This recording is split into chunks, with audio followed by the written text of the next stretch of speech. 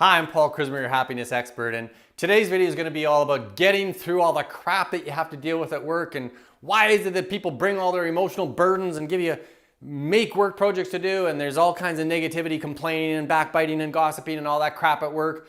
And this is kind of building from our last week's video where we talked about negativity bias. Well, it's happening at work too. So stay tuned and we're going to figure out how to fix it.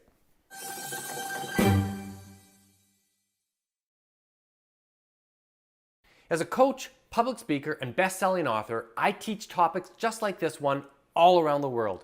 So stay tuned and I'll give you practical tools that you can use to make both yourself and those around you both happier and more successful. So yeah, last week we talked about negativity bias. This is this idea that the things that hurt us, that emotionally hurt us. Celebrating the power play goal from Brett Connolly.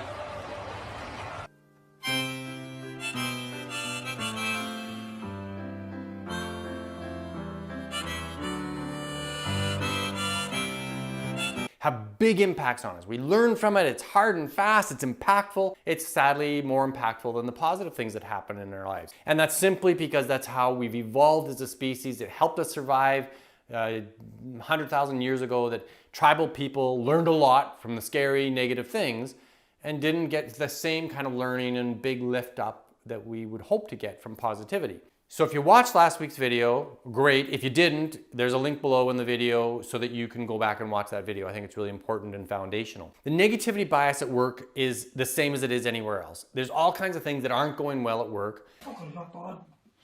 Hey, you wouldn't do me anything about it. Close that door there for me.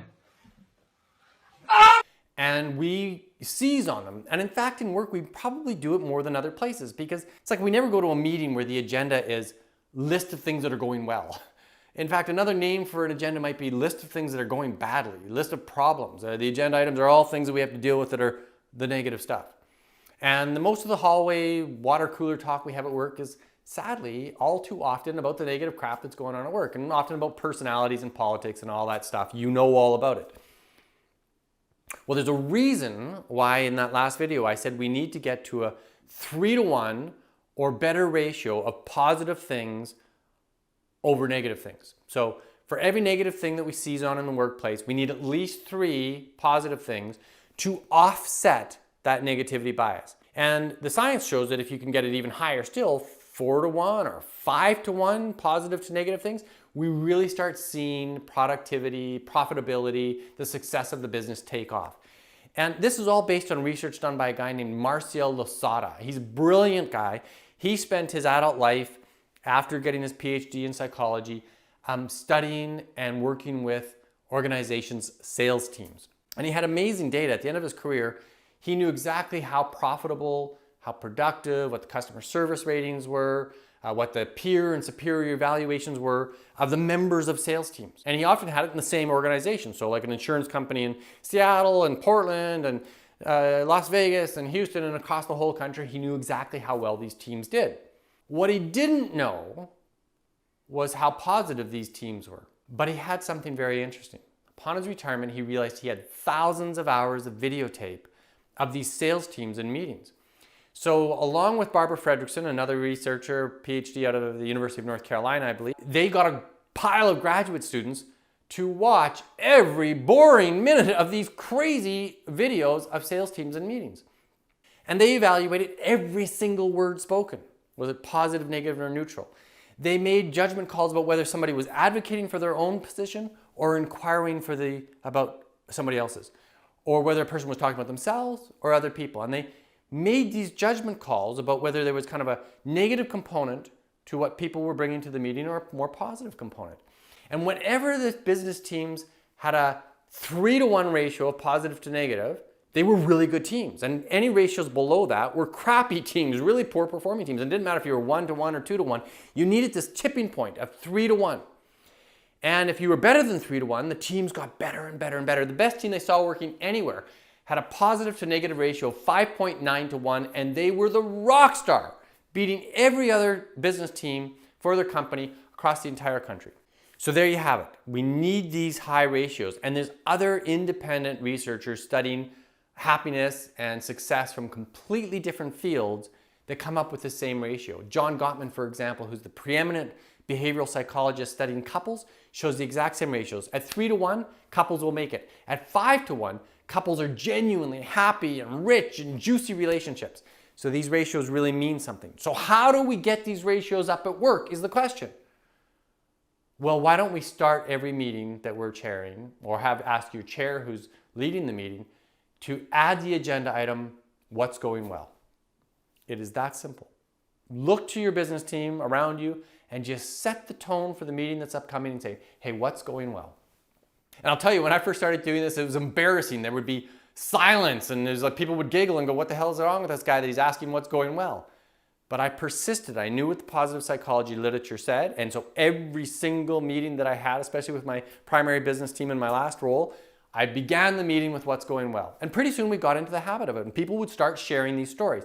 Now, not only did sharing these stories lift our mood and make us kind of collectively celebrate our successes, but we learned from each other on an ongoing basis the little tweaks we were making in the aspects of our business that we could apply with our teams to lift the overall performance of the business. It's a very, very powerful intervention. Ask the question, what's going well? And here's another little technique for those of you who are in leadership roles, and maybe even for those who aren't. Every day, the first thing you should do is start by some act of appreciation.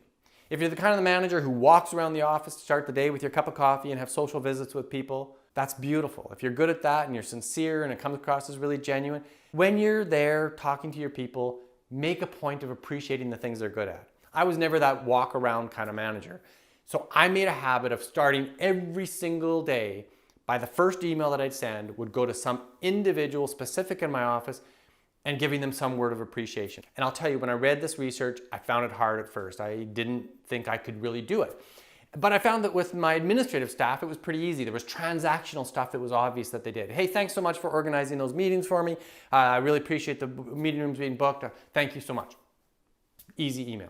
But when I got good at this, I realized that my high-level professionals doing very complicated, autonomous tasks, it took a different kind of appreciation. And so that's when I'd say to people in an email something like, gee, I really appreciated the way you did that case file review yesterday. You brought the whole team on board, we understood the problem, and I got great action items that I think everybody's taking away. I really appreciate that kind of meeting. And you notice I don't even need to say thank you in that email.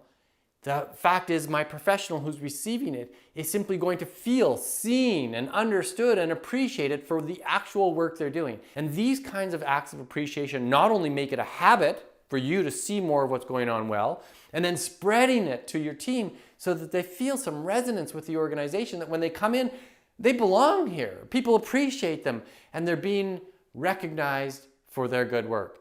And I'll tell you, that is going to lift your ratios way, way up over 3-to-1 in your workplace so that you can get not only the happiness that comes from that, but the greater business success that comes from higher ratios of happiness in your workplace. And in fact, I think we have a video from the past where we talk about how happiness clearly leads to more success in business, and we'll put a link in the video below. Look, if you like this kind of video, like it and share it. It means it gets spread around and more people in the world get happier. And if you enjoy this content, subscribe to my channel and you'll keep getting a video every Sunday morning. I'm Paul Chrismer, I'm your happiness expert. Thanks for watching. Bye for now.